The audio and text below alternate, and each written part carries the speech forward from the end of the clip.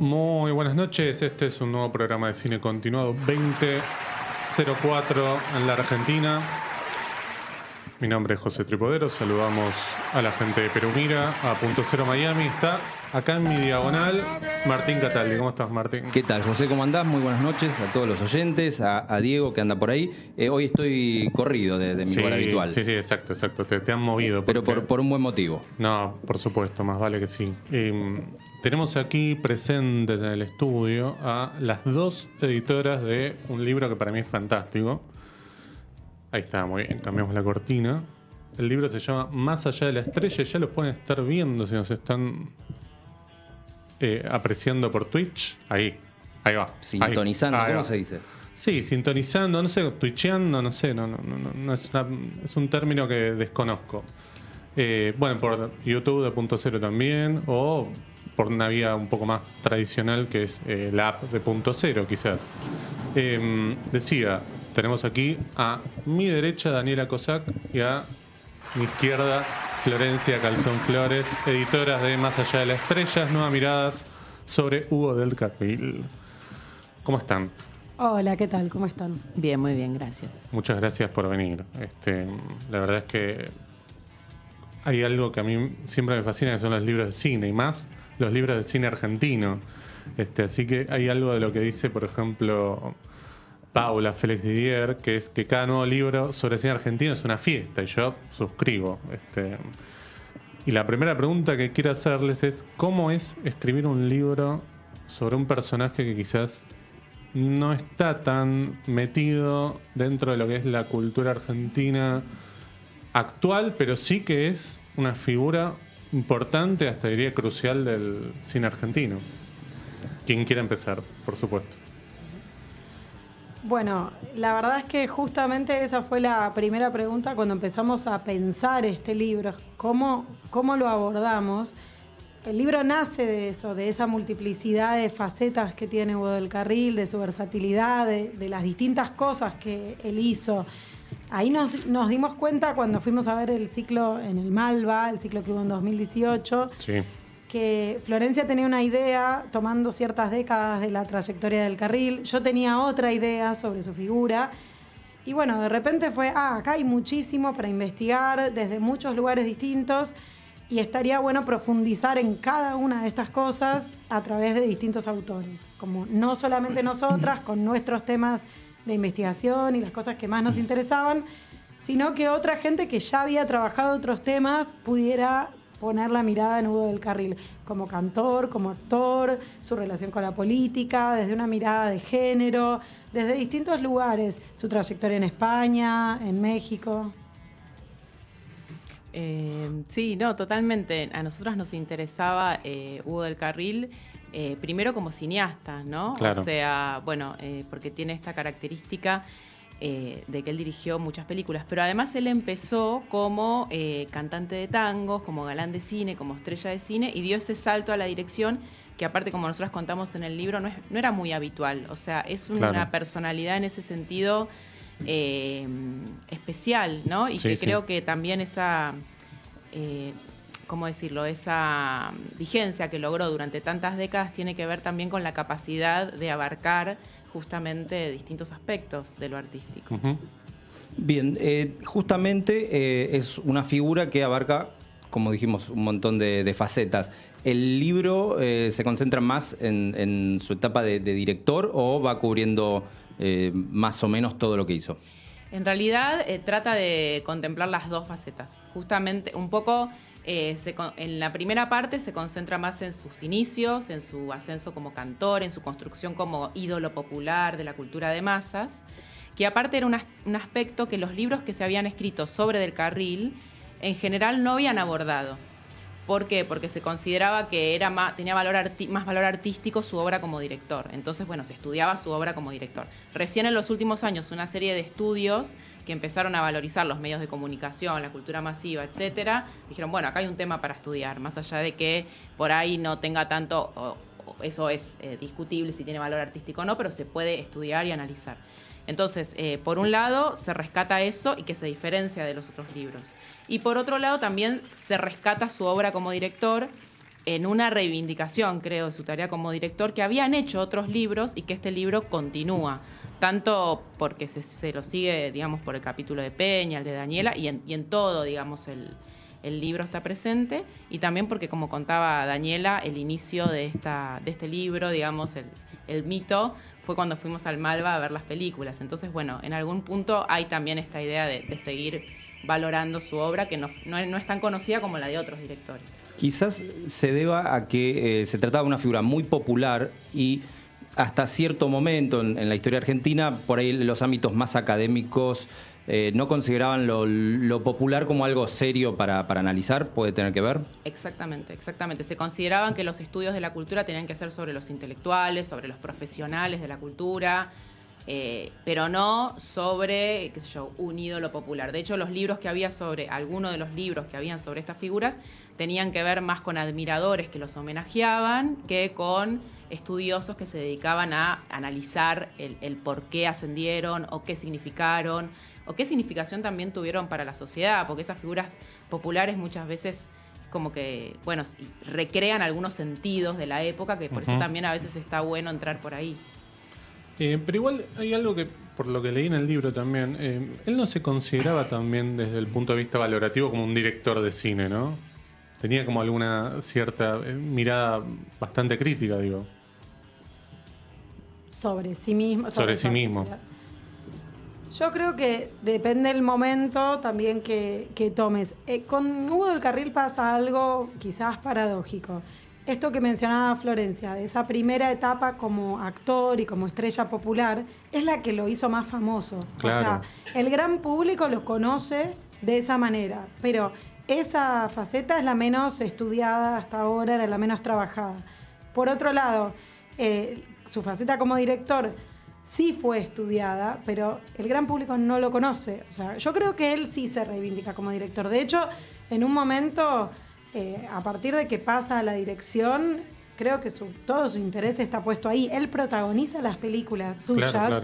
Porque sabe que eso va a ayudar a llevar público. En alguna entrevista incluso lo dice, como creo que en relación a Historia del 900, su primera película, que mete un tango y canta un tango porque, bueno, sabía que la gente iba al cine a verlo él cantar, y entonces entendía, era alguien que, por supuesto, no tenía una mirada elitista de la cultura, tenía una concepción popular, Sí, y entonces estaba muy interesado en que sus películas llegaran al público. Lo había vivido como estrella y una vez que pasa a la dirección, busca eso. Entonces, creo que él piensa las películas de esa manera y está todo el tiempo pensando en llegar al público, ¿no? Hacer lo que él quiere, pero comunicarse con el público. Quizás eso lo diferencia del enfoque de otro tipo de directores, autores.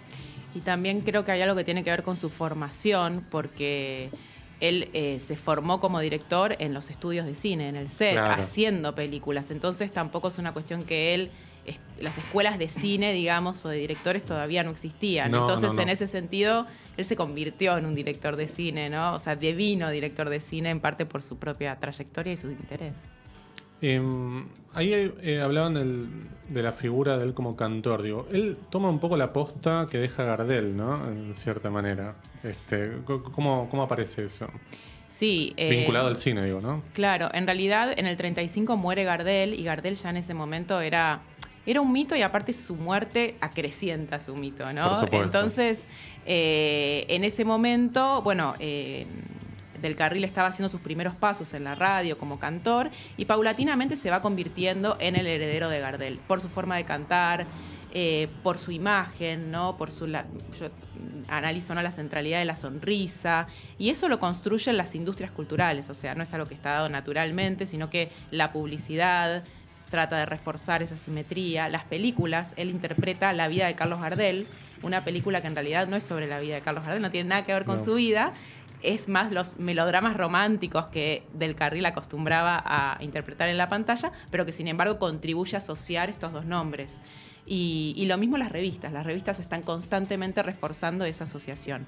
Entonces esa idea de que él es el sucesor de Gardel lo ayudó mucho a Del Carril en su primera etapa de ascenso y consagración. Por eso él, por ejemplo, en el año 48 ya era, junto con Sandrini, el artista mejor pago, ¿no? Entonces realmente era una figura que tenía mucha legitimidad, mucho alcance en la cultura popular. También conectado con Gardel, creo que tenía una proyección internacional que muchos autores o intérpretes argentinos no logran tener. Eso se debe quizás a una búsqueda de la industria cinematográfica de aquel momento o por la fuerza misma de su trabajo. No, creo que tiene que ver con una situación de la industria cinematográfica en ese momento. Lo que tiene el mercado argentino, que si bien había mucha cantidad de cines en esa época, y era un mercado muy grande para Latinoamérica, después Estados Unidos era el país que más cines tenía, México también era un mercado grande, pero sin embargo el mercado argentino, muchos productores se quejaban de que no alcanzaba para cubrir los costos de la película, ¿no? Entonces lo que tratan de hacer es justamente conquistar otros mercados para hacer más rentables sus producciones. Y en esa conquista de nuevos mercados, estos nombres populares son centrales, porque la gente va a ver las películas de Hugo del Carril, de Libertad Lamarque. Y es una manera también de construir ese mercado, digamos, hispanoamericano que ellos imaginaban, sobre todo vinculando la cinematografía mexicana y española, donde del Carril tuvo su mayor importancia, digamos. Él estuvo 2 años radicado en México, no solamente filmó películas, sino que también cantó tangos y circuló por los salones y por las revistas mexicanas, que es lo que estudia Alejandro Kelly en su capítulo, como también, por ejemplo, las revistas mexicanas construyen esta idea de astro, de galán, de persona popular, ¿no? Donde recrean un montón de situaciones en donde supuestamente él es tan popular en México, que no sabemos si son ciertas o o falsas, pero bueno, en algún caso sirven justamente para crear ese aura, ¿no? Pero sí. Te quería preguntar, Daniela, ya que vos trabajaste sobre investigaciones acerca de publicaciones de cine, digo, y ver también cómo funcionaba la mirada de una época en cuanto a la crítica. ¿Qué mirada tenían sobre él como director? Digo, si había como un sesgo a partir de su figura popular y su vinculación muy fuerte con el peronismo. ¿Cómo funcionaba eso en la crítica de cine? Bueno, ese es justamente el tema de mi artículo en el libro, que yo tomo la crítica de los años 50 y 60, que por un lado es el momento donde Del Carril inicia su carrera como director, estrena en el 49 su primera película, pero además coincide con lo que es el inicio de la modernidad cinematográfica en el mundo, el inicio de la crítica moderna en otros lugares y en Argentina. Todo ese proceso en donde la crítica de cine pasa a ser un discurso, si se quiere, serio, con la misma legitimidad que la crítica de arte, de la pintura, del teatro, que antes no tenía, se da al mismo tiempo que Del Carril empieza a hacer sus películas como director. Estos críticos, al principio, cuando primero no le prestan atención. La revista más importante de los 50, Gente de Cine, recién nombra a Hugo del Carril como director cuando estrena Las aguas bajan turbias, pero es su 4ª película. Claro. Vos recorrés las páginas de Gente de Cine y hasta Las aguas bajan turbias, Hugo del Carril no existe como director para ellos, no lo mencionan jamás. Cuando se está por estrenar unos meses antes, el Cineclub pasó, porque Gente de Cine era una revista y un cineclub del mismo nombre, pasó algunos fragmentos como adelantos de Las aguas y pasó El negro que tenía el alma blanca y Surcos de sangre. Proyecta esas 2 y los fragmentos.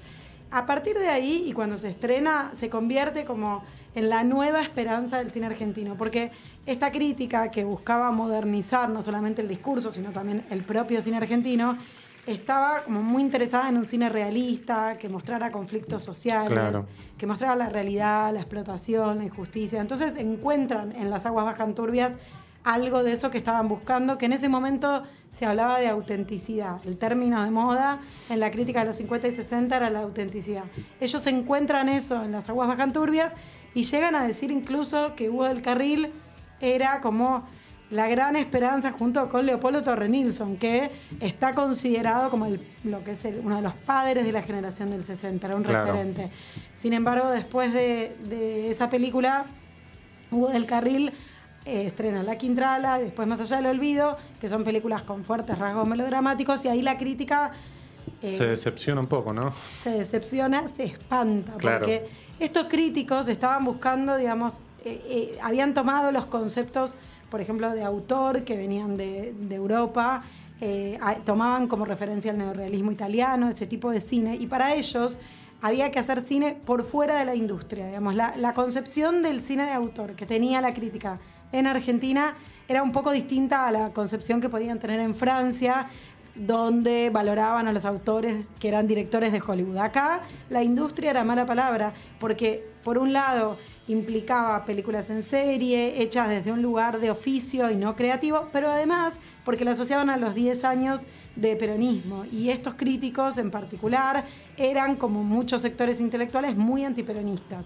Entonces sí, ese sesgo existía y tenía que ver con la industria, con el cine de género y con la cuestión peronista. Ellos reconocen cierto talento de Hugo del Carril como director, pero a la vez todo el tiempo están señalando, por ejemplo, Agustín Mayeu, que era un gran crítico de tiempo de cine, Sí. decía como una insuficiente formación cultural. Decían que era como un intuitivo que sabía cómo conectar con el público, con temas sociales, pero como que le faltaba. Y la verdad es que ahí se está notando su antiperonismo. Había algo que les molestaba como símbolo de la cultura peronista. Sí, totalmente. Mencionabas la industria, pero sin embargo Hugo del Carril muchas veces ha oficiado de productor, guionista, actor, todos los roles, pero de algún modo él se financiaba a veces a sí mismo, es decir, fue un precursor de un cine independiente también. Sí, absolutamente. De hecho, él desde su primera película se puede ver esta concepción autoral en que es coproductor. Es el guionista, firma con un seudónimo, pero es el guionista, es director, además actúa, canta un tango. O sea, hay una concepción integral de esa obra, digamos, en el sentido autoral de que él está controlando todos los aspectos creativos de la obra. No está al servicio de un productor que está buscando un producto y que cree que sabe lo mejor para venderlo. En ese sentido, digamos, el hecho de que él financiara, digamos, le daba esa libertad y es un gran antecedente. Y él tuvo muchos problemas, de hecho, con películas como La Quintrala, digamos, donde muchas veces perdió mucha plata porque por distintas circunstancias que tenían que ver con el cine, pero también con la política, con el momento del estreno, de pronto le levantaban de cartel una película y él había puesto plata ahí. Plata que muchas veces conseguía en sus shows como cantor. Entonces, digamos, su rol de estrella, galán y cantor de tango también le dio esa libertad creativa para dirigir. ¿Cómo fue ese primer encuentro con este personaje? Digo, por el lado de la música, por el lado de las películas. Digo, porque por las películas es medio complicado, digo, por esto de problemita que tenemos con la ausencia de cinemática, pero digo, por el tema de las canciones, digo, ¿por dónde fue?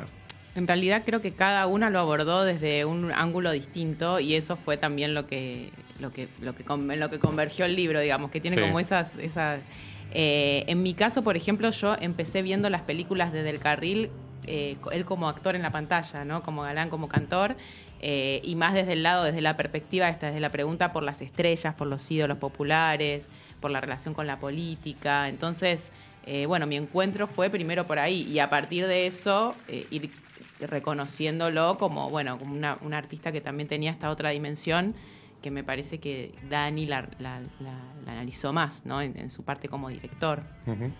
Sí, en mi caso fue desde el lugar de director. En realidad hubo como dos lugares que confluyeron a que me interese también como empezar a ocuparme de esta figura. Por un lado, yo había estudiado la revista Tiempo de Cine en mi libro anterior, que trataba justamente de estos críticos de los que hablábamos, y yo había leído, cuando revisaba las páginas de Tiempo de Cine, había leído críticas muy malas de las películas de Del Carril. No muchas, porque Tiempo de Cine no le dio tanta atención. No. Hay en el primer número de Tiempo de Cine hay una crítica de Culpable, de Víctor Iturralde, donde la mata, o sea, donde dice que, después de Las aguas bajan turbias ya es la decadencia total, una pena, porque era la esperanza, como decíamos, y la verdad que Culpable le parece como un melodrama berreta, digamos, dice todas cosas, no valora nada, no rescata nada. Después, Amorina, por ejemplo, directamente creo que hay un parrafito, hay 4 líneas, no estaba ni en la sección principal de crítica. Eran muy, muy duros con Hugo del Carril. A mí eso me llama la atención, por un lado, porque yo lo conocía sobre todo por Las aguas bajan turbias, pero no tenía esa idea de que fuera un mal director, como estaban instalando en esta revista de los 60. Por otro lado, en el otro libro que hice en 2015, que también fue una compilación, también con el Festival de Mar del Plata, que era sobre la preservación del cine argentino y lo que Mar del Plata había hecho para preservar el cine argentino, Fernando Martín Peña, cuenta todo el trayecto digamos, el recorrido para recuperar hasta ese momento una parte grande de las películas de Hugo del Carril. Y a mí me llamó mucho la atención porque él en ese libro decía, bueno, no sé si lo dice en el libro, si me lo dijo a mí, ya me confundo, pero él decía que estaba más orgulloso de todo ese rescate que de haber encontrado Metrópolis, que fue, digamos, el hallazgo de Metrópolis fue un suceso mundial. Sí, claro. Entonces, bueno, esa historia de ese rescate, que en el libro yo la cuento en el epílogo y trato como de reconstruir todo hasta lo que vino después de 2015, a mí me parecía impresionante porque hablaba de un estado de cosas, ¿no? De lo que es la preservación del cine argentino, de una figura tan importante y en el 89 se muere y se dispersan sus películas y no las podemos ver. Y entonces, cuando uno va y estudia cine en una escuela de cine, te hablan de las aguas bajanturrias, el resto pareciera que no existe. Pero no existe porque sí, si es verdad, tan difícil acceder, es muy difícil conocerlas, es muy difícil que nuevas generaciones puedan inspirarse en eso. Entonces, en mi caso particular fueron las dos cosas, como esa cosa de la crítica tan dura, una crítica tan interesante y a la vez que lo despreciaba así. Y por otro lado, cómo es que las películas de este director no existen y no están en ningún lado y que rescatarlo fue una odisea. Entonces ahí confluyeron dos intereses míos también para ponerme a ver esta figura en detalle. ¿Cómo fue el acceso entonces a la mayoría de la obra en términos de poder verlo y analizarlo? ¿Se tomaron con alguna aventura de tener que rescatar latas en estado deplorable o eso ya estaba hecho por Fernando Martín Peña? ¿Cómo fue eso? No, por suerte estaba hecho. En 2018, cuando el Malva estrena este ciclo, ya habían podido rescatar las últimas 3 que faltaban. Entonces ya las 15 películas suyas como director estaban rescatadas. Igual eso no significa que estén disponibles todas para ver cuando uno quiere, en el momento que quiere, porque se proyectaron esa vez en febrero y marzo. Algunas sabemos que están en algunas plataformas online y se pueden ver con buena calidad, pero otras lo que tenemos disponible para ver si no hay un ciclo son espantosas, son copias que se tomaron de cuando se pasaron en televisión, claro, hace son muchos telecines, años. Claro. Sí. Tremendas. Entonces todavía es difícil el acceso porque, digamos, lo que se rescataron fueron negativos, copias, hicieron copias nuevas, pero bueno, eso se tiene que proyectar y para eso tiene que haber un marco, como un ciclo, como fue lo del Malva, pero no siempre eso es posible. Todavía no están disponibles online las 15 en buena calidad, lamentablemente. En mi caso, yo había visto varias en Filmi con distintos festivales de Mar del Plata. Por ejemplo, Las Tierras Blancas es una película muy difícil de ver, no la encontrás hoy online. Yo tuve la suerte de estar en esa función en 2010, pero si no te perdiste esa función, 2018, recién en Malva, ¿no? Es muy difícil en algunos casos verlas. Y la cuestión bibliográfica sobre lo escrito, digamos, sobre los antecedentes, publicados, ¿qué se encontraron? ¿Se encontraron con un mundo? ¿Se encontraron con poco? Mira, algo había, lo cual también nuestra historia del cine tampoco tiene tantos años. De hecho, las primeras a veces historias del cine son de críticos de cine que empezaron a hacer algunas recopilaciones. Y en el caso del Carril había, por ejemplo, algunos trabajos de Posadas, que él había escrito en los 70. Estaba el libro de Cabrera, que es un libro que se escribió en el 89, justo el año de su muerte, que además tiene una entrevista bastante larga. Creo que es un libro que hasta cierto punto oficia como de autobiografía. No lo es, pero bueno, hay bastante presente la voz de él. Había un libro de Maranguelo también, de una colección sobre los directores de cine. Y había un libro que había editado el Museo del Cine en el 2006. O sea que había varios disponibles. Y además hay un libro de Javier Trimboli y Guillermo Korn que es sobre las aguas bajan turbias y Alfredo y los ríos y la novela de Alfredo Varela, ¿no? Entonces, digamos que creo que la relación con esos libros es que este libro en algún punto trata de incorporar algunas nuevas dimensiones que se desarrollaron en los últimos años, como esto de la perspectiva de género, que trabaja Julia Kratge en su capítulo, como esta dimensión transnacional que mencionabas vos recién, ¿no? Como que en general se asociaba mucho las historias de cine a las historias nacionales, entonces bueno, tratar de este foco de lo transnacional también es algo nuevo, entonces bueno, se pueden volver a estudiar los mismos temas desde otros ángulos, esta cuestión que les comentaba antes de la estrella cinematográfica, entonces creo que nuestro libro dialoga en algún sentido con lo que hay anteriormente y trata de hacer también un aporte, ¿no? De continuar con algunas líneas y también de aportar cosas nuevas para que...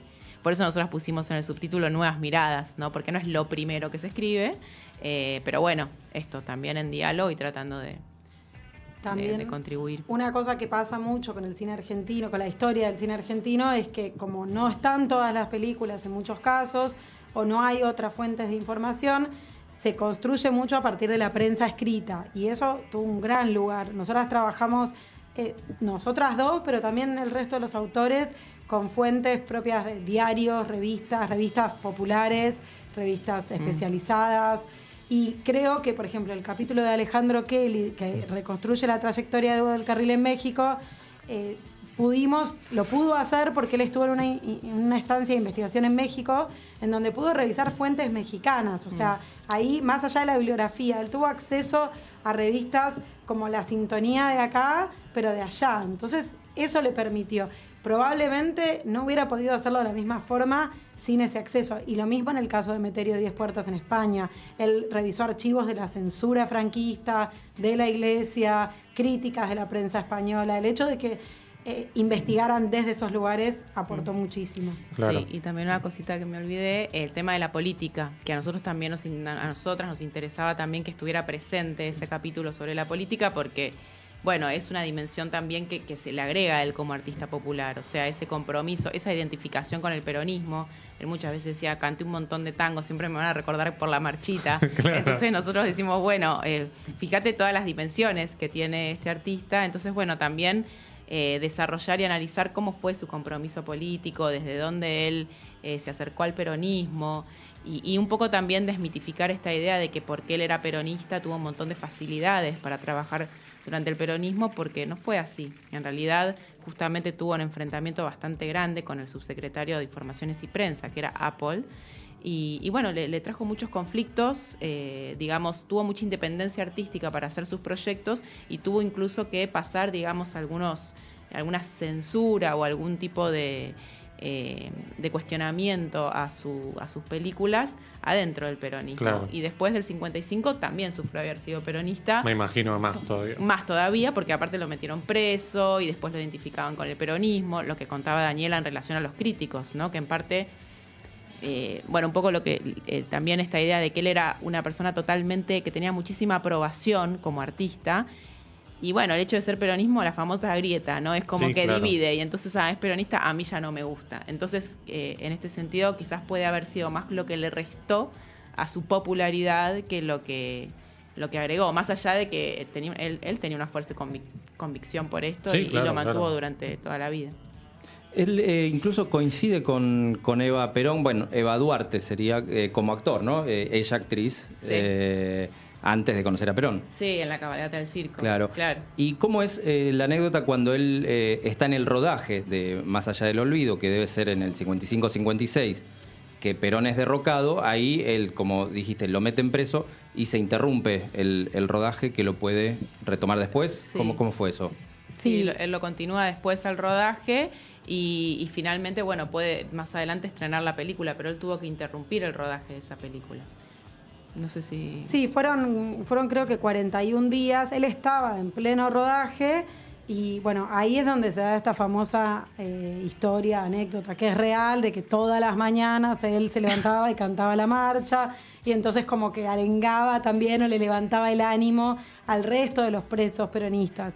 A él lo liberan en diciembre del 55, retoma el rodaje y recién en mayo llega el sobreseimiento, porque a él lo detienen, se arma esta comisión investigadora para el cine, también para los distintos medios, y a él lo detienen con una acusación de contrabando de películas Uruguay. Después resulta ser todo falso, pero bueno, hasta mayo estuvo con esa causa, y en junio se estrenó Más allá del olvido, que aparecen críticas en los diarios, que las críticas tienen este tono más de lo que hablábamos antes, es un melodrama, está bien hecho, está súper bien hecho, pero bueno, los críticos mucho no les copaba el melodrama en ese momento, lo asociaban a lo viejo, al peronismo, pero no se le prestó mucha atención. Fue una película que en junio del 56 era un pésimo momento para cualquier peronista, y bueno, pasó. Después fue rescatada por la crítica. Es muchísimo más valorada hoy en día.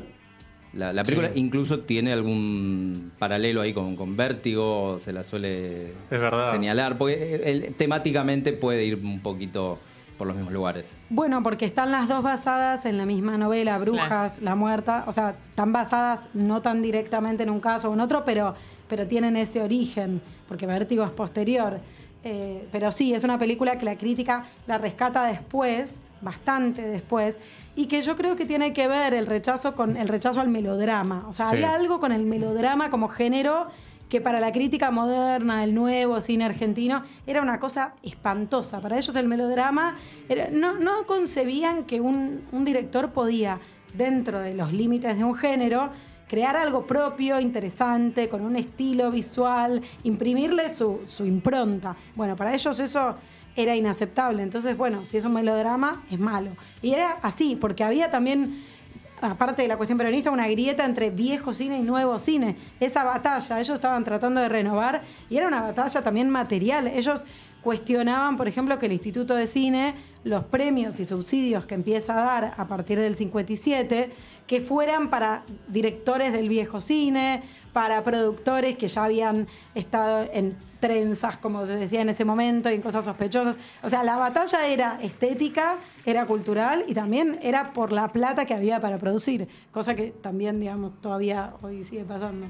Claro, eso te iba a decir, parecen problemas circulares, digo, porque es como, bueno, esto de lo que vos comentabas, pero también algo de lo que hablabas antes de con las aguas bajan turbias. Parece que todo lo que es for export tiene que ser algo que capte o lo marginal del país, algo que sea como... ¿Qué es lo que pasa hoy con muchos productos audiovisuales? Digo, lo que llama la atención es, por ejemplo, el marginal como serie para venderla en Netflix, por ejemplo, que es una plataforma que llega a todo el mundo. Y pasaba acá también un poco, digo, porque era lo que llamaba la atención para el Festival de Venecia, por ejemplo, ¿no? Que es donde cobra ahí como ese espíritu, digamos, internacional. Sí, yo creo que ahí se arma algo entre el surgimiento del cine moderno, independiente, los festivales que nacen, muchos en los 50 o cobran importancia, y que los festivales más importantes del mundo están en Europa, y ellos tienen una idea en ese momento muy clara de lo que imaginan, lo que pretenden del cine latinoamericano. Es que sigue pasando, creo, ¿no? Porque creo que Cannes, Berlín espera eso, digamos. Si vos llevas por ahí un melodrama, hoy quizás está un poco más aceptado, pero esperan más de Latinoamérica eso, ¿no? El abrazo de la serpiente. Digo, pienso en títulos que son como internacionales, ¿no? Roma, por ejemplo, también, no sé si de Cannes, pero... sí, pero también es una película que tiene cosas social, festivaleras. Digo. Bueno, ese era un gran tema de debate en lo que era la generación del 60, porque uno habla de la generación del 60 en los directores y no eran todos iguales. No, había una vertiente de cine más social y otra de cine más moderno, intimista. Y, por ejemplo, a Manuel Antín le decían Antinioni. O sea, los críticos más interesados en el cine social. Claro, y él, en Tiempo de Cine, en una entrevista, Manuel Antín dice, no sé, en Europa esperan que uno vaya y el afiche de su película tenga un indio y una lanza, ¿entendés? Y no, yo hago otra cosa y no tiene por qué no ser auténtico. Claro. El tema de la autenticidad que ellos debatían se podía entender de diferentes maneras. No todos los críticos lo entendían igual, no todos los cineastas lo entendían igual. Lo que los unía, si querés, dentro a los de la generación del 60 y el cine moderno, era que era totalmente opuesto al cine industrial. Claro. O sea, pero después, dentro de eso, había una variedad enorme y había una mirada desde afuera a la que un cine respondía mejor o resultaba más. No era lo mismo Tire 10 de Birri que una película de Manuel Antín, y convocaba distinto. Y es lo que vos decís, lo que pasa también en el cine contemporáneo. También porque a veces esperan que el cine latinoamericano sea de una manera, claro, o con indios o con pobres, o con, ¿no? Como que, bueno, lo que es específico de ese cine y que no pueden hacer ellos. Claro, nosotros no podemos hacer género de Latinoamérica, no podemos trabajar. Claro, tenemos que mostrarlo. Claro, exacto. Bueno, con el nuevo cine argentino. Qué injustos sí, por supuesto, claro. con el nuevo cine argentino de los 90 pasa un poco eso también, ¿no? Que es lo que dice Gonzalo Aguilar, que en verdad lo que unía a esos directores y directoras era la cuestión de cambiar los modos de producción. Pero después uno toma, no sé, una película de Lucrecia Martel y una de Caetano. Bueno, quizás eso sí, pero digo, no eran tan parecidos. Digo, uno piensa en La Ciénaga y piensa, no sé, en Bolivia, son películas muy diferentes. No sé, las primeras de Bergman también, digo, son muy distintas a, no sé, cualquiera Trapero, por ejemplo. Sí, no tienen un programa, digamos, entre ellos y que todos siguen un programa. Creo que no los une casi nada estético, sino más bien esto de hacer películas por afuera del Inca o depender menos del Inca. Sí, en la misma época. Claro, exacto. Sí. Quebrar con justamente la generación previa, los 80, digamos, toda esa cosa. Les quiero preguntar las dificultades de hacer un libro sobre cine acá en Argentina, o de hacer un libro, en verdad, digo, sobre cine quizás es un atenuante. Dificultades. Bueno, llevó 3 años, o sea que fue un periodo bastante largo. Creo que, bueno, unas dificultades tenían que ver esto con las fuentes, que me parece que tuvimos esa posibilidad de que algunos tuvieron el acceso. ¿Qué otra dificultad? No, salió todo fácil, no, mentira.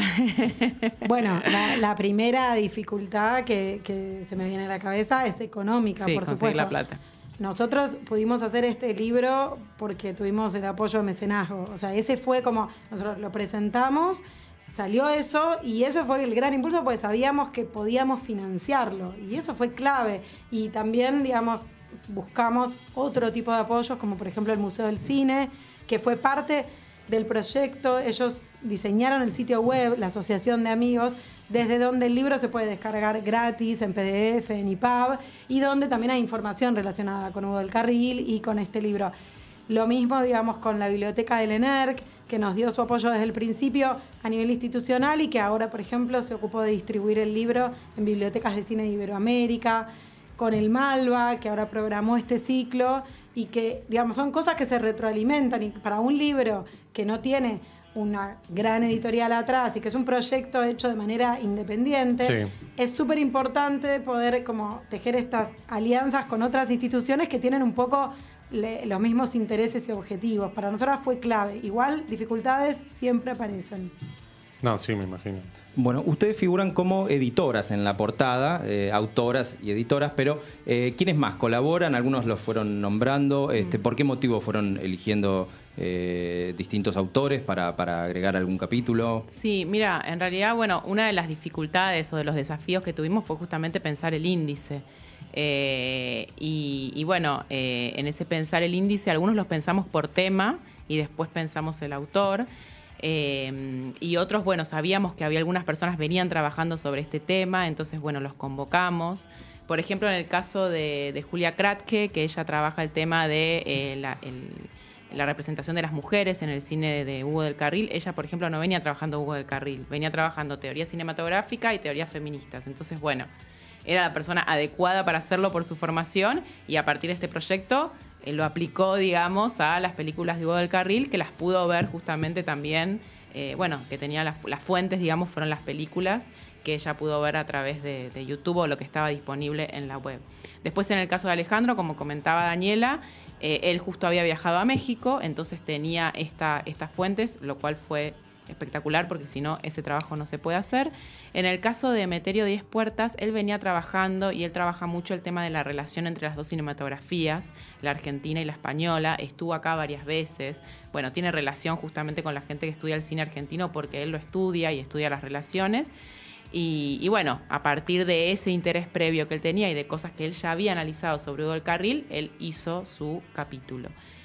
Bueno, en el caso de Fernando, obviamente, Fernando Peña con todas las películas, era el indicado, con la restauración de todas las películas, era el indicado para hacer el capítulo sobre el director de cine.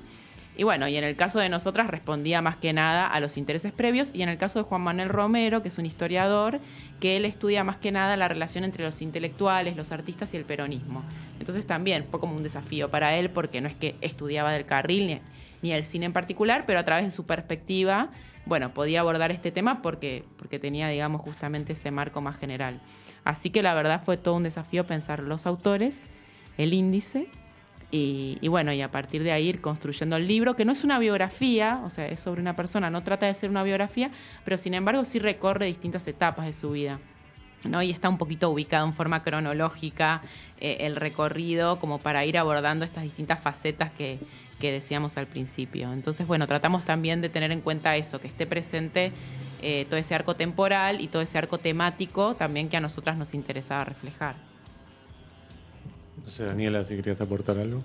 Sí, empezamos igualmente, digamos, como uno siempre pregunta, bueno, ¿por dónde empezar? Empezamos por el índice, por los capítulos, porque era lo que a nosotros nos llamaba la atención. Bueno, tiene que haber un capítulo de esto, tiene que haber lo otro.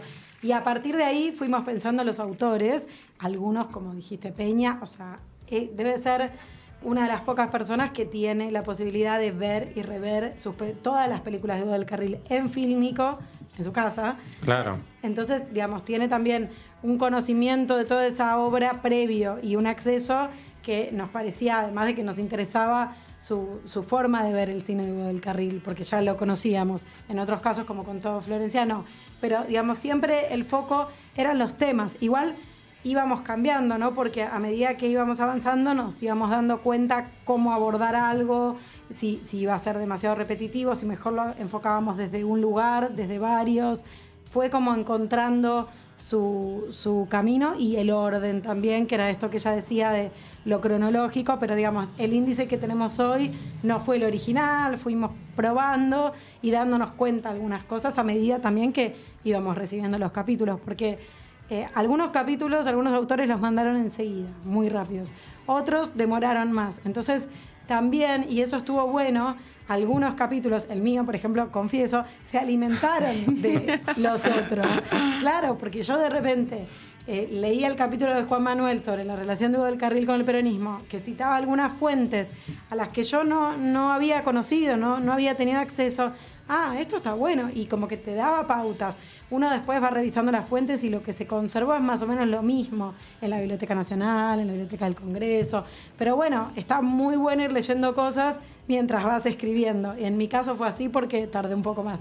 Y también es lindo como proceso ir viendo cómo se arma el libro, porque bueno, primero Claro. está como nuestras reuniones, nuestras ideas, quién lo puede hacer, y bueno, después empiezan a aparecer efectivamente los capítulos y bueno, nada. Cobra forma, digamos, va cuando lo vas cobrando ordenando, forma y cuando lo vas después, editando. totalmente, después incluso a partir de esa forma uno construimos creo que entre las dos una forma de interpretar nuestro libro también, Claro, ¿no? Y de claro. pensarlo en relación a lo anterior, todas cosas que antes no existían, no es que teníamos todas esas ideas, sino que, bueno, fueron parte del proceso. Bueno, no sé si...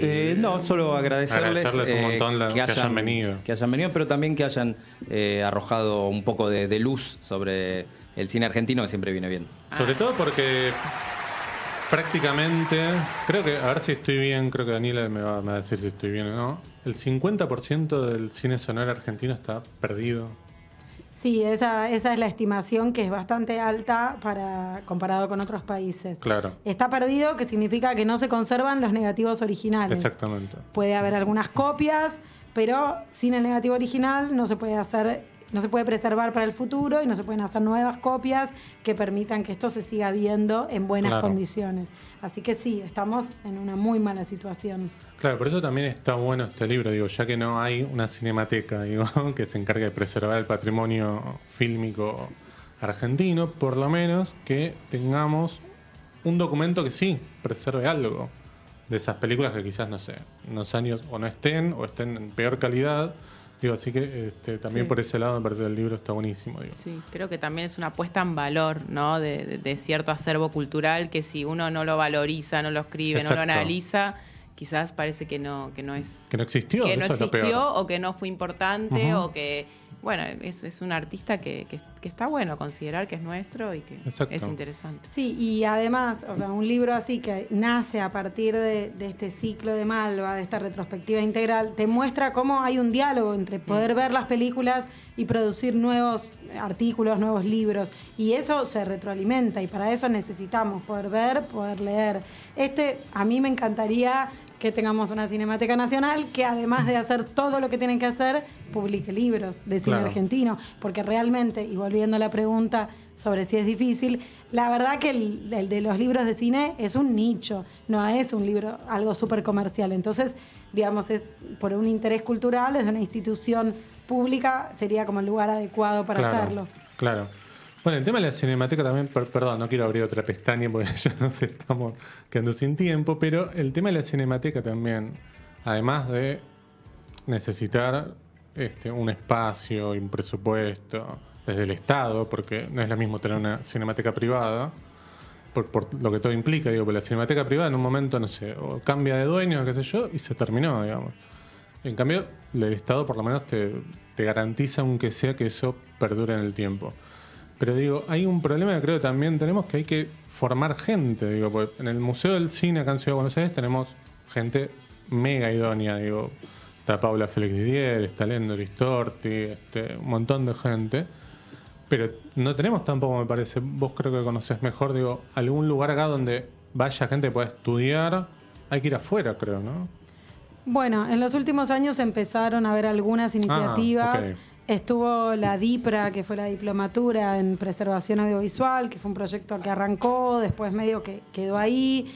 También se formó hace relativamente poco RAPA, que es la Red Argentina de Preservadores Audiovisuales, y donde empezó a juntarse mucha gente que está trabajando en distintos archivos y a colaborar y compartir experiencias, incluso de formación y también concretas de trabajo del día a día. Y el Museo del Cine tiene además un programa de voluntarios que está buenísimo, en donde la gente que va como voluntaria durante un tiempo acotado trabaja en la cineteca y aprende y además ayuda porque hay muchísimo material para revisar. Pero claro, sí, no tenemos cinemateca y no tenemos como una escuela de formación. Y es como no tener un Museo Nacional de Bellas Artes. Exacto. Sí, es un problema tremendo. Bueno, ojalá que algún día, no sé, nuestros descendientes, digo, pues nosotros... Esperemos verlo nosotros. Yo soy bastante pesimista, pero bueno, esperemos que sí. Bueno, lo último, ¿dónde podemos conseguir el libro físico? Porque ya dijeron que se puede conseguir en formato PDF en la página del Malva, ¿no? No. Perdón. En la página del Museo del Cine, en la Asociación de Amigos del Museo del Cine, hay un sitio en realidad que está dedicado al libro, donde hay información sobre el libro y además se puede descargar en PDF y en EPUB. Y bueno, se puede conseguir en distintas librerías también el libro. En esa misma página que mencionás hay un listado de librerías en donde está en las librerías más independientes, más chiquitas, más de barrio, no está en las grandes cadenas, también está en las tiendas virtuales, así que se puede conseguir bastante fácil online para comprar y que te lo envíen, pero está en muchas librerías de estas más pequeñas, más culturales, más interesadas en la literatura o en el arte. En la página que es museodelcineva.org/Más allá de la estrella, este link está también en nuestras redes sociales del libro, que es Más allá de la estrella. Ahí se puede descargar y se puede ver el listado. Y está en Buenos Aires, en la capital, y también en otras ciudades del interior.